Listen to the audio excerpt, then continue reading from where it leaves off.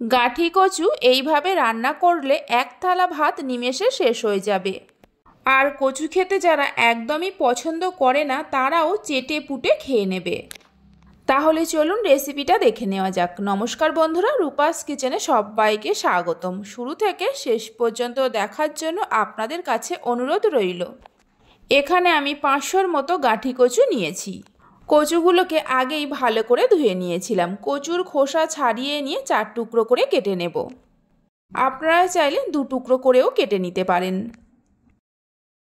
কচুগুলো কেটে নেওয়ার পর একটা পাত্রের মধ্যে তুলে নিয়ে আবারও কিছুটা জল দিয়ে ভালো করে ধুয়ে নেব। কচুগুলো ভালো করে ধুয়ে নেওয়ার পর কড়াইতে বেশ কিছুটা জল নিয়ে গরম করতে বসিয়ে দেব। জলের মধ্যে দিয়ে দেব 1/2 চামচের মতো নুন। নুনটা দিয়ে জলের সঙ্গে মিশিয়ে নিয়ে কচুগুলো দিয়ে দেব। ঢাকা দিয়ে হাই ফ্লেমে 4 থেকে 5 মিনিট সময় ধরে ভাপিয়ে নেব। ততক্ষণে একটা মশলা তৈরি করে নেব। শিলের মধ্যে নিয়ে নেব 2 চামচ সর্ষে, সামান্য নুন, 4-5 কোয়া রসুন আর 2টো কাঁচা লঙ্কা। আপনারা যেমন ঝাল খাবেন সেই মতো কাঁচা লঙ্কা নেবেন। অল্প করে জল দিয়ে মশলা ভালো করে বেটে নেব। আমি শিলে বেটে নিচ্ছি, আপনারা চাইলে মিক্সিতেও বেটে নিতে পারেন। মশলা ভালো করে বেটে নেওয়া হয়ে গেছে, একটা বাটির মধ্যে তুলে নেব। শিলের মধ্যে অল্প করে জল দিয়ে শিল ধোয়া জলটাও বাটির মধ্যে রেখে দেব। এদিকে কচুগুলোও দেখুন ভাপিয়ে নেওয়া হয়ে গেছে। জল ঝরিয়ে নিয়ে তুলে রেখে দেব। কচুগুলো তুলে নেওয়ার পর জলটা ফেলে দিয়ে কড়াইতে দিয়ে দেব 2 চামচের মতো সর্ষের তেল। এই রান্নাটা সর্ষের তেলে করার চেষ্টা করবেন।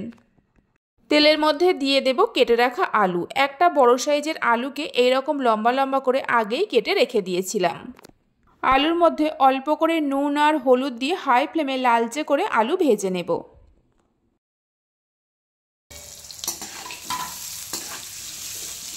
দেখুন আলুগুলোকে লালচে করে ভেজে নেওয়া হয়ে গেছে, তুলে নিয়ে রেখে দেব।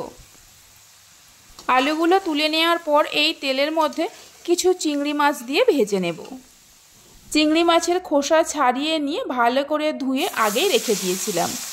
চিংড়ি মাছগুলোকে হালকা করে ভেজে নেব। চিংড়ি মাছ খুব বেশি সময় ধরে ভাজতে যাবেন না, তাহলে শক্ত হয়ে যেতে পারে। 1 মিনিটের মতো চিংড়ি মাছগুলোকে ভেজে নিয়েছি, এবার তুলে নিয়ে রেখে দেব।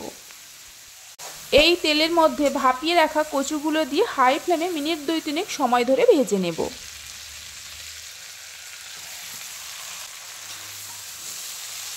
কচুগুলোকেও ভালো করে ভেজে নেওয়া হয়ে গেছে, তুলে নিয়ে রেখে দেব।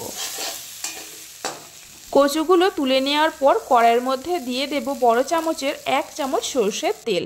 তেলের মধ্যে অল্প করে কালো জিরে আর একটা গোটা শুকনো লঙ্কা দিয়ে ফোড়নটাকে হালকা করে ভেজে নেব। 5-6 সেকেন্ডের মতো ফোড়নটা ভেজে নেওয়ার পর শিলের মধ্যে যে মশলা বেটে রেখেছিলাম দিয়ে দেব। মশলার বাটিতে অল্প করে জল দিয়ে সেই জলটাও দিয়ে দেব। একটা ছোট সাইজের টমেটোকে কেটে নিয়ে দিয়ে দেব।